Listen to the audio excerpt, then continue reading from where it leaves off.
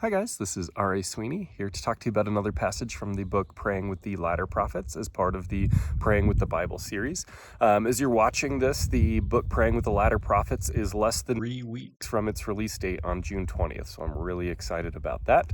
But wanted to share a passage from that book that I wrote on Isaiah 26. So last week I talked about this scene in Isaiah 24 of the judgment that's coming in the day of the Lord, and then in Isaiah 25 you've got all the blessing and rejoicing and all the wonderful things coming from the day of the Lord. And right in the middle there's this prayer, and how that prayer kind of those who refuse to pray, those who don't want to be a part of God's kingdom and a part of a relationship with Him. If I don't want any part of Him, I'm going to experience that first part where I'm excluded from God's kingdom and all the blessings that go along with it. But if I, come to God and I'm praying and I am seeking Him and just wanting a relationship, that's where I get the blessings and the rejoicing and all those good things.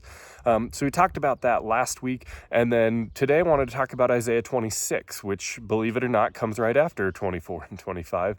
And so it's this big, long song, prayer, hybrid sort of thing that happens throughout the whole chapter. And so it's the prayer and the song of those who are in God's new creation. So after all the judgment's been dealt out, all the blessings and the rewards and goodness is dealt out, this is how God's people respond.